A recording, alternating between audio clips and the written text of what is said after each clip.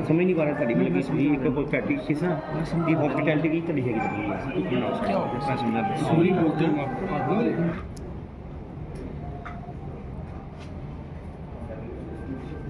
और सबसे पहले तो ये था ये यूनियन बैंक की खास सबसे पहले आपने बहुत अच्छा प्रश्न पूछा है हमसे कि यूनियन बैंक में खास क्या है। सबसे पहले तो मैं खासियत के बारे में ये बोलूंगा कि यूनियन बैंक एक ऐसा बैंक है जिसको हमारे अ, जो पितामह है, राष्ट्रपिता है महात्मा गांधी जी, उन्होंने इसको इनॉग्रेट किया था बॉम्बे में। तो एक अपने आप में एक महत्वपूर्ण ये माइलस्टोन है बैंक के लिए कि जिसको खुद हमारे बापूजी ने अगर इनॉग्रेट किया है।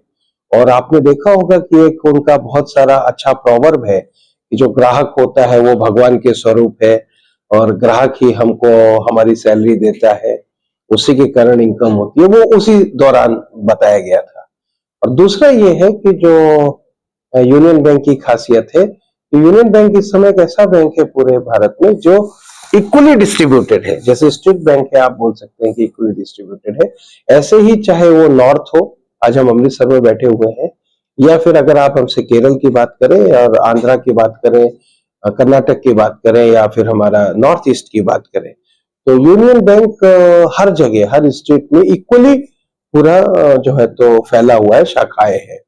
तो ये दूसरा है। और तीसरा है कि अगर यूनियन बैंक की बात करें तो जो स्टाफ मेंबर्स हैं वो काफी ग्राहक उन्मुखी हैं और कस्टमर सेंट्रिक हैं और प्रोडक्ट्स हैं। तो स्वाभाविक है कि अभी हमने अपना रिजल्ट कुछ ही दिन पहले घोषित किया है 23 अप्रैल को बॉम्बे में, जिसमें सभी प्रेस और मीडिया के लोग थे।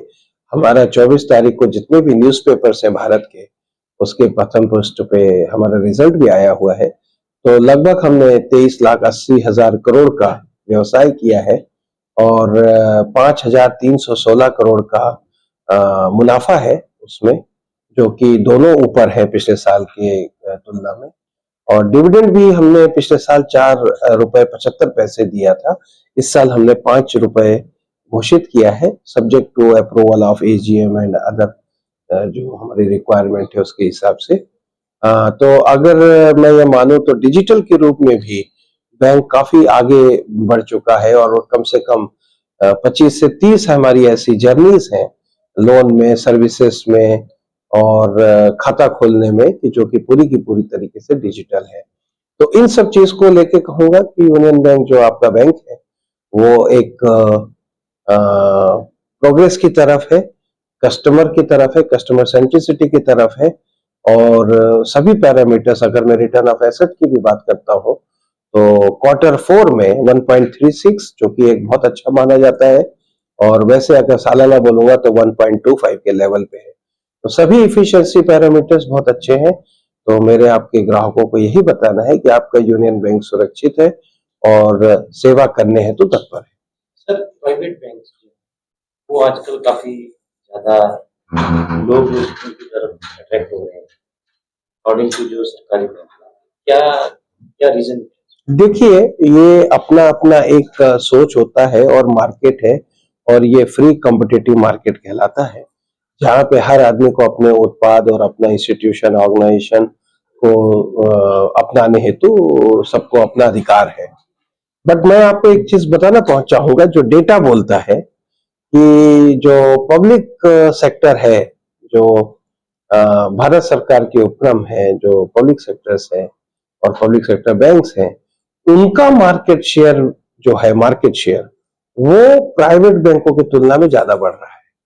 तो अगर आप कोई भी डेटा उठा के देखेंगे इस समय का पिछले 1 वर्षों से, तो पब्लिक सेक्टर बैंक के जो ग्राहक या वॉल्यूम में जो बढ़ोतरी हो रही है वो प्राइवेट सेक्टर से ज्यादा हो रही है। कौन कौन से बैंक इसके साथ जुड़े आपने अच्छा क्वेश्चन पूछा है। हमारा यूनियन बैंक में 2019 के दौरान, 19-20 के दौरान एक पहले कॉर्पोरेशन बैंक हुआ करता था और आंध्रा बैंक हुआ करता था। वो दोनों जो गवर्नमेंट का नोटिफिकेशन था उसके तहत यूनियन बैंक में मर्ज हो गए थे। और आज यूनियन बैंक उसी के कारण तीनों बैंकों में जो इतना जबरदस्त समन्वय था और इतना अच्छा बिजनेस था, उसके कारण से आज हम लगभग 8,800 ब्रांचेस ऑफिसेस के साथ में पूरे भारत में है, लगभग 9,000 एटीएम्स के साथ पूरे भारत में है।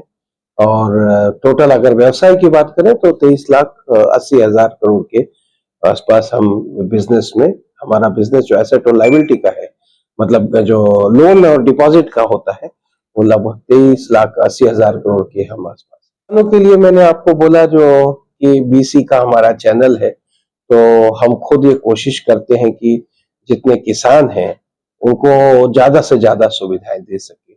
तो भारत सरकार ने भी ENWR है, आपने सुना होगा कि ये जो वेयर हाउस रिसिप्ट्स है इलेक्ट्रॉनिक, उसके ऊपर में काफी काम किया है, तो उसके ऊपर में हम भी काफी काम कर रहे हैं। बाकी हमारी कुछ स्कीम्स हैं, स्पेशल स्कीम्स हैं, खासकर देखिए KCC वगैरह तो जो होता है किसान क्रेडिट कार्ड, तो गवर्नमेंट स्कीम्स है, गवर्नमेंट स्कीम्स के तरीके से चलती हैं, और जैसा रिपेमेंट बिहेवियर होता है उस पर सबवेंशन, इंटरेस्ट और वो सब मिलता है। लेकिन हम काफी कुछ स्कीम्स लाए हैं जो इनडायरेक्ट एग्रीकल्चर में आती हैं, या फिर एग्रीकल्चर से ही जुड़ी हुई फूड पार्क्स हैं, या कहीं पे कोई मान लीजिए कि कीटनाशक वाले का कोई दुकान है या कुछ है, या MSME में है, तो हम ये कोशिश करते हैं कि उनके लिए हम एक स्कीम लेके आए जहाँ पे थोड़ा रेट ऑफ इंटरेस्ट कम रहे, प्रोसेसिंग चार्ज फ्री रहे या वेव्ड रहे। तो हमारी कोशिश रहती है कि उनके लिए हम अच्छा से अच्छा, क्योंकि स्वाभाविक है कि जो पूरे देश को जो अनाज देता है, तो उसके लिए भी हम जो भी सहूलियत हो सकती है हम उसको करें, चाहे वो PMFBY हो, फसल बीमा योजना हो, या सरकार की कोई भी स्कीम हो, जो गाइडलाइंस के तहत है, और जो भी कस्टमर्स हैं, ग्राहक हैं, और जो अपने उसके कागजातों को, डॉक्यूमेंट्स को लेके आते हैं, उसके तहत हम उस प्रक्रिया को पूरा करते हैं। ठीक है सर।